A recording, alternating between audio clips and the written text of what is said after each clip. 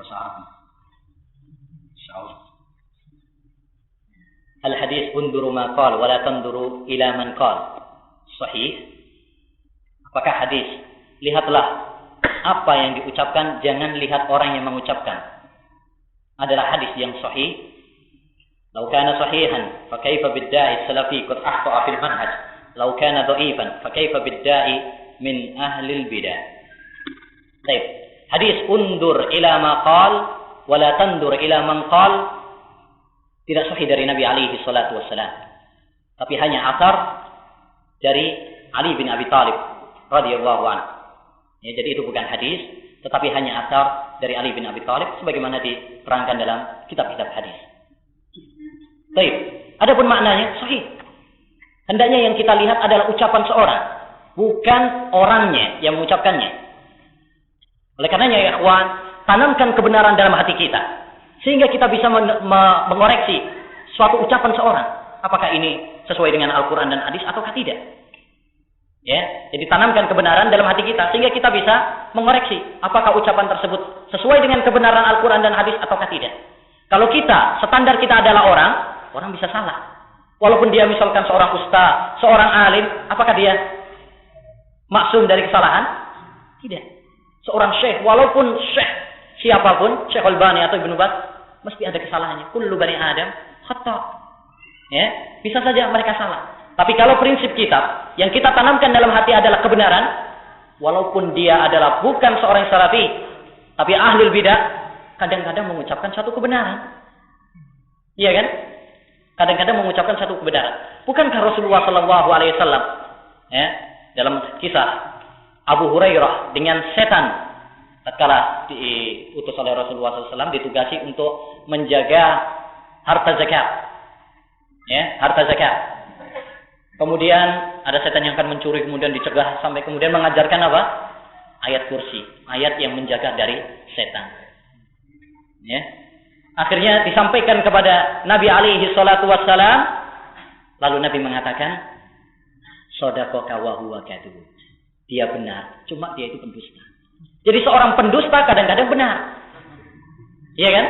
Jadi dari setan pun kadang-kadang mengucapkan satu kebenaran. Oleh karena itu yang perlu kita timbang adalah apa? Ucapan. Ya, walaupun dari orang kafir, walaupun dari orang kecil, walaupun dari siapapun, yang perlu kita timbang adalah ucapannya. Jadi hadis ini adalah tidak sahih dari Nabi SAW, tetapi maknanya adalah benar. Nah,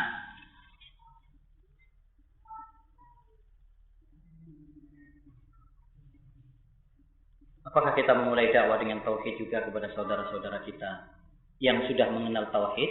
Nah, tidak mengapa kita sampaikan kepada mereka dakwah tauhid. Ya, walaupun mereka sudah mengenal at-tauhid. Kita tetap menyampaikan dakwah at-tauhid sekalipun kepada saudara-saudara kita yang sudah mengenal at-tauhid. Dan perlu diketahui bahwasanya dakwah tauhid bukan berarti melulu isinya tauhid itu terbagi menjadi 3 macam. Ya, tauhid rububiyah, uluhiyah, asma wa sifat. Tidak harus seperti itu. Ya, dalam penyampaian dakwah tentang tauhid bisa antum sampaikan dengan dalam masalah akhlak, dalam masalah tafsir, dalam masalah hadis. Ya, misalkan ketika antum membahas tafsir misalkan atau membahas akhlak. Tafsir misalkan membahas tentang wa id qala Luqmanu libnihi wa huwa ya'iduhu ya bunay. Antum bisa kemudian masukkan kepada pembahasan tauhid. Bahas masalah akhlak, antum bisa masukkan kepada tauhid. Ya, jadi pembahasan tauhid tidak harus melulu kepada tauhid uluhiyah, asma wa sifat, ada 3 dan sebagainya, tidak harus. Akhlak bisa dibawa kepada tauhid, ya. Tafsir bisa dibawa kepada tauhid, hadis bisa dibawa kepada, dan itu lebih mengena di masyarakat ya, ikhwan. Ya. Kalau kita menyampaikan misalkan tafsir ayat misalkan, kemudian kita sarah, itu lebih mengena, lebih diterima oleh masyarakat. Kenapa? Karena semua orang pasti membenarkan Al-Quran. Daripada kamu misalkan membacakan, berkata Syekh Muhammad bin Abdul Wahab, baru pertama itu sudah Wahabi itu. Kitabnya aja sudah Muhammad bin Abdul Wahab. Ya. Tapi kalau membacakan Al-Quran, masa itu ayat Wahabi? Ya kan? Nah, jadi ini tetap kita anukan, tapi tidak mengapa dengan diselingi. Ya, kalau memang mereka sudah mengetahui tauhid yang benar, maka tidak mengapa dengan diselingi akhlak, tapi dimasuki dengan tetap masalah tauhid. Jelaskan yang dimaksud dengan mudahana. Mudahana itu apa ya? Ya, pelin-pelan tadi. Mudahana. Bahaya sifat ini apabila dimiliki oleh seorang. Mudahana sifatnya orang munafik. Beda dengan mudarah. Ya, kalau mudahana itu adalah sifat yang berbahaya. Ya, sifatnya orang-orang pelin-pelan. Ya, manhaj apa? Di sana senang, di sini senang. Nah, bagaimana kalau tidak tegak wala dan barok di antara kita? Ya, ikhwan, wala wal barok wajib. Ya, kita wala terhadap saudara-saudara kita sama muslim dan barok terhadap orang-orang kafir. Wala wal barok termasuk prinsip di antara prinsip-prinsip Islam. Ya. Tapi kadang seorang mempraktekkan salah terhadap al-wala wal barok. Ini yang perlu apa? Dikaji. Itu pembahasannya panjang, bukan di sini untuk memaparkannya.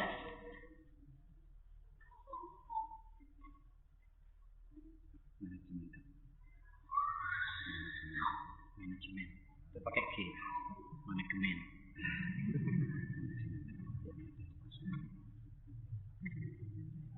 Baik, tentang al-wala wal bara tadi saya katakan banyak seorang yang keliru di dalam al-wala wal bara. Naam. Ya, menerapkan al-wala wal bara kadang keliru. Kadang menerapkan al-bara kepada saudara-saudara kita selama Ahlus Sunnah wal Jamaah. Ya. Satu kesalahan, dua kesalahan, kemudian bara. Ya, la salam wala kalam. Tidak ada salam, tidak ada kalam, tidak menyapa. Ini termasuk penerapan al-wala wal bara yang salah, yang seperti saya sindir. Ya. Seorang ya ikhwan, kalau dia membangun ya agamanya dengan manhaj yang sahih, akidah yang sahih, ya, kemudian memiliki kesalahan satu atau dua yang sedikit, ya, maka hal ini tidak mengurangi keutamaannya. Bukankah para ulama juga memiliki kesalahan? Ya, bahkan kesalahannya mungkin lebih parah daripada saudara-saudara kita.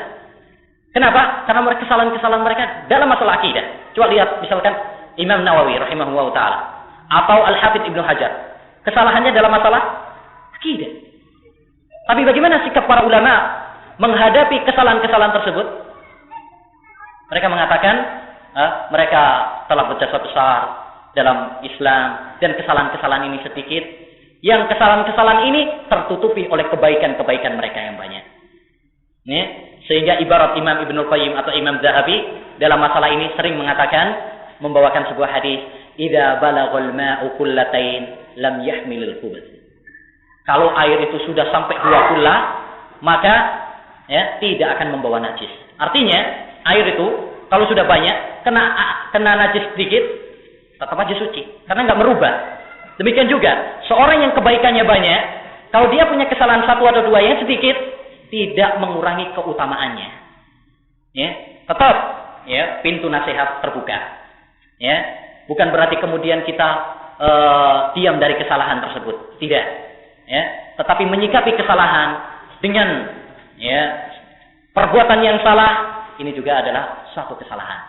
Jadi al-wala wal bara itu wajib, tapi kepada siapa kita menerapkannya? Al-wala dan bara. Hajar. Ya, demikian juga hajar. Bagaimana kita menghajar sama muslim? Padahal Nabi sallallahu alaihi wasallam mengatakan, "La yahillu lil muslimi an yahjura akhahu fawqa salah." Kalau memang kesalahan, kenapa kita tidak menasihatinya dengan cara yang baik?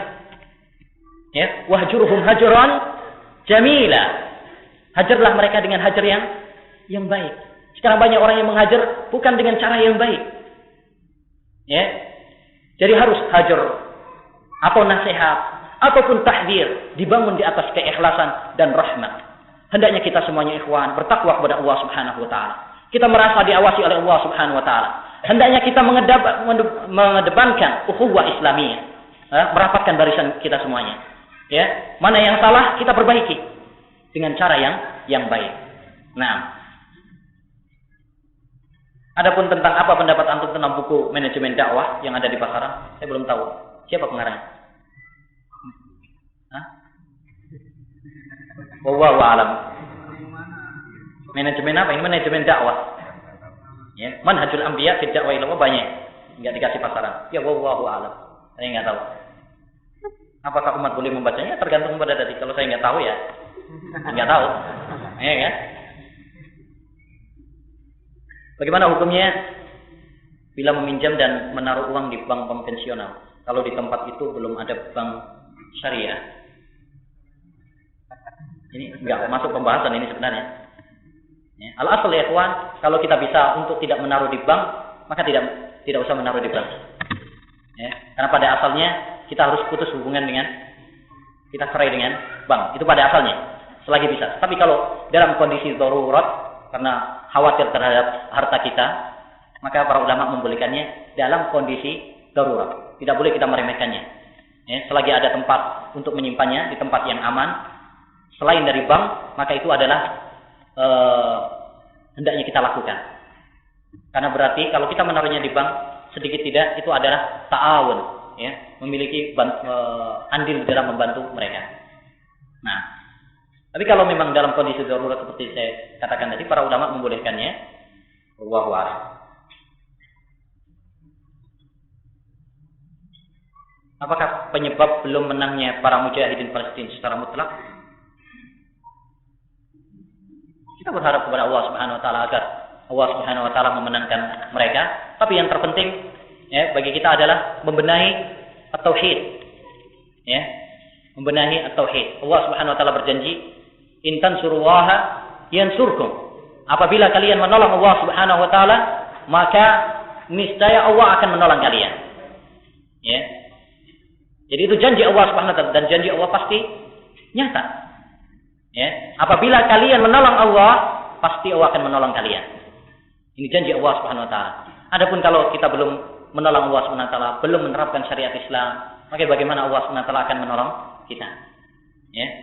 Sebab belum menangnya adalah karena mereka belum menolong Allah Subhanahu wa taala dengan sepenuhnya. Ya, kita berdoa kepada Allah Subhanahu wa taala semuanya untuk kemenangan bagi saudara-saudara kita di sana. Tentang tadi ini boneka yang saya singgung tadi, para ulama ikhwan, boneka yang memang persis dengan anak, persis dengan wujud manusia, para ulama tidak memperbolehkannya. Yang persis dengan manusia sekarang. Adapun boneka-boneka yang seperti pada hadis Aisyah radhiyallahu anha dahulu, terbuat dari kayu dan sebagainya, maka ini boleh untuk khusus bagi anak-anak. Tapi yang sekarang boneka yang persis dengan manusia, patung-tung, ya, itu yang disorot oleh para ulama dan mereka tidak memperbolehkannya. Persis ada matanya bisa kedip, bahkan kadang bisa bunyi. Ya, ini yang persis dengan manusia seperti ini yang disorot oleh para ulama. Apakah sudah ditegakkan semua hukum Islam di Arab Madinah sana dalam kehidupan sehari-hari sesuai perintah Allah dan Rasulnya? Misal mencuri, zina, minum khamr. Kalau secara keseluruhan ya masih ada kekurangan, cuma secara umum diterapkan. Ya, seperti mencuri potong tangan diterapkan. Ya, kalau zina saya belum pernah melihatnya. Dan satu faedah dari Syekhul Islam Ibnu Taimiyah rahimahullah taala, beliau mengatakan belum ada sejak zaman dulu sampai zamanku ini, kata Syekhul Islam Taimiyah, ya, seorang yang dirajam karena persaksian. Belum ada. Yang ada hanya dengan pengakuan. Nah, sekarang orang yang mau ngaku ini jarang yang mau. Ya, tidak seperti pada zaman Nabi alaihi salatu wassalam. Ya, mereka dengan keikhlasan mereka datang kepada Nabi sallallahu alaihi wasallam dan meminta untuk disucikan dengan hukum Allah Subhanahu wa taala. Minum khamr diterapkan, dicambuk. Ya, di pasar-pasar atau di masjid-masjid diterapkan. Nah, jadi secara umum diterapkan, tapi bukan berarti kemudian Saudi Arabia atau Mekah dan Madinah adalah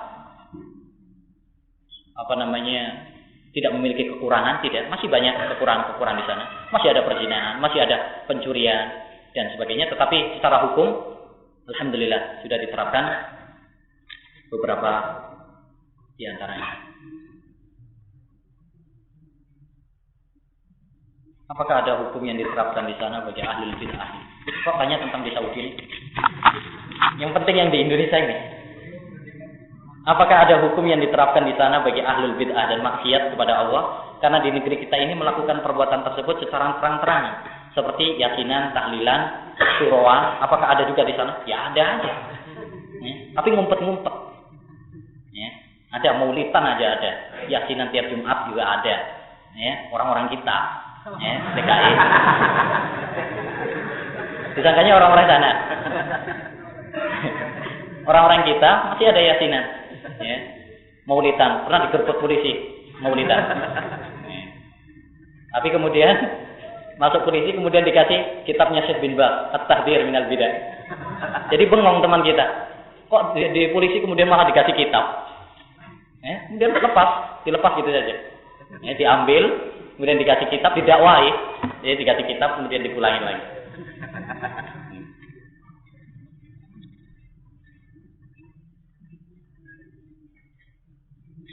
Bagaimana hukum bagi orang yang tidak datang ke masjid yang diterapkan di sana untuk sholat berjamaah? Di sana terus ini.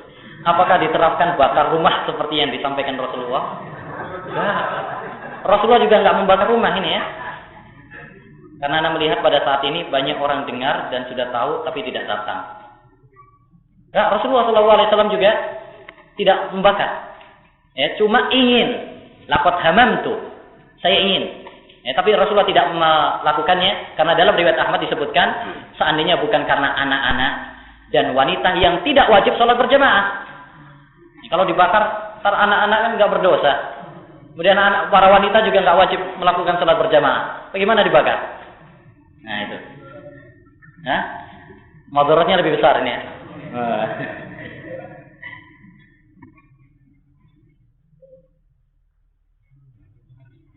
Kenapa di Indonesia ini salah warna-warni?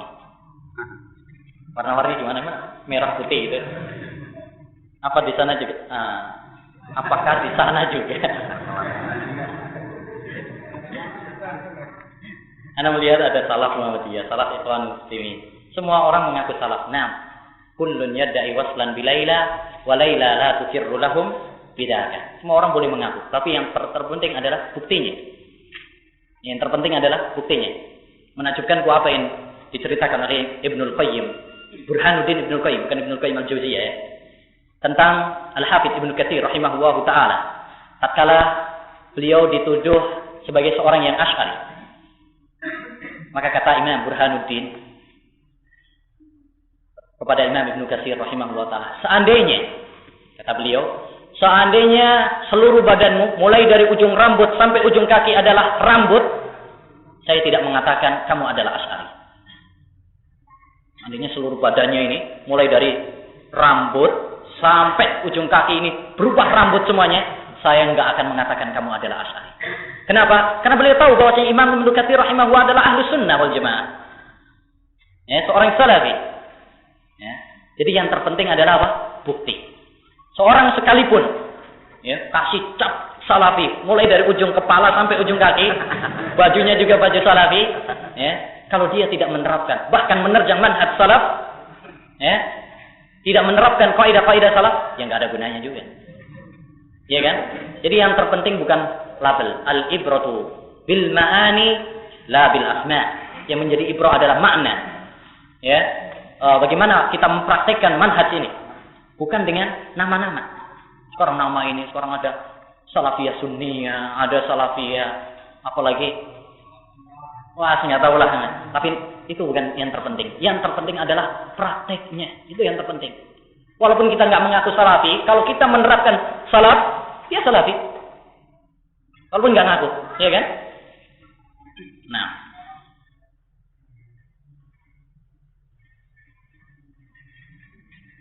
apakah batasan anak muda? Iya. Masya Allah. Batasan anak muda. Mungkin yang dimaksud seperti hadis Nabi Sallallahu Alaihi Wasallam, ya ma'syarus syabab, man istata'a minkumul ba'ah.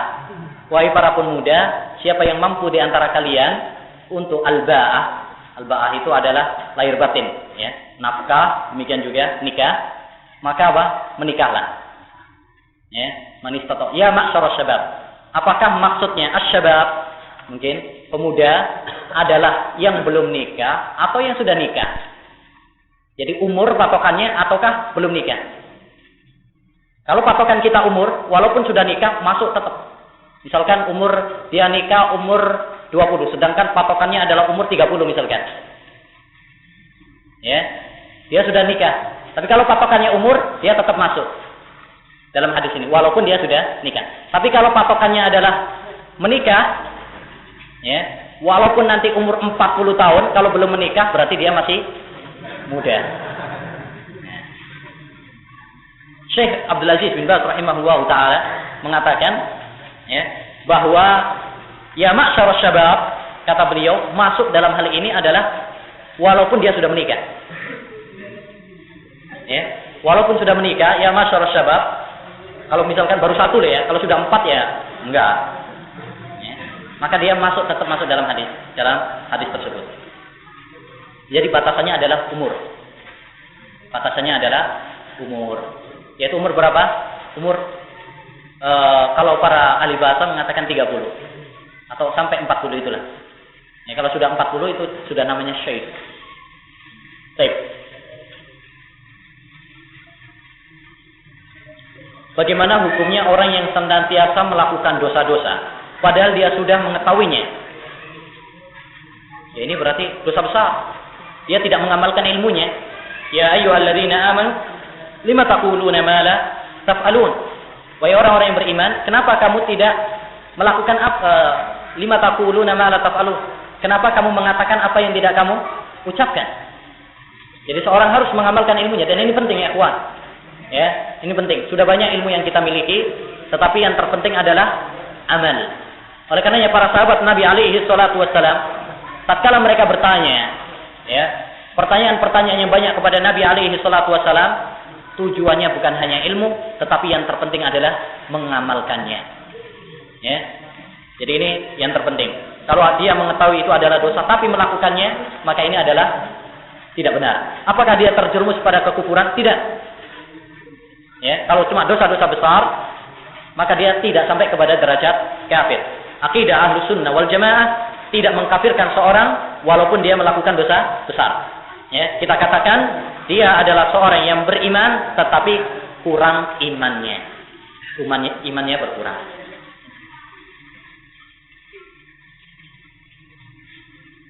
Apakah hadis Muslim dan Bukhari itu sahih semuanya? Secara umum, semua hadis yang ada kaidah secara umum, setiap hadis yang diriwayatkan oleh Imam Bukhari dan Muslim adalah sahih. Ini kaidah asalnya. Kalau ada dhaifnya itu sedikit sekali. Ya, sedikit sekali, dan itu telah dijelaskan oleh para ulama. Jadi setiap hadis yang diriwayatkan oleh Imam Bukhari dan Muslim pada asalnya adalah sahih. Ya. Tidak usah kita meragukannya. Kalaulah memang ada yang dhaif, itu sedikit sekali. Ya, dan itu biasanya dalam masalah sanad. Dalam masalah sanad. Adapun tentang isinya dijelaskan dalam hadis-hadis yang lain yang membenarkan makna tersebut. Bagaimana cara kita menolak acara yasinan dan tahlilan di lingkungan kita? Wah, ini penting ini. Sering dapat undangan. Ya. Jajannya datang, orangnya nggak datang. Bagaimana caranya? Pertama, yang terpenting adalah kita sampaikan kepada tuan rumahnya. Itu yang terpenting. Ya, kita sampaikan kepadanya dengan cara yang bagus. Bahwasanya acara-acara seperti ini adalah tidak disyariatkan. Bukan karena kita tidak senang kepada masyarakat atau tidak, tetapi acara ini adalah tidak dibenarkan. Insya Allah, kalau sekali antum mau menyampaikan kepada dia dengan cara yang baik, besok nggak diundang lagi. Ya. Tapi kalau nggak ngomong, ya besok diundang lagi, nanti muskilah lagi. Ya, lebih baik terus terang. Ya, saya tidak menghadiri karena begini dan begini, itu lebih baik. Ya, demikian mungkin yang dapat kita sampaikan. Subhanakallahumma wa bihamdika asyhadu an la ilaha illa anta astaghfiruka wa atubu ilaik.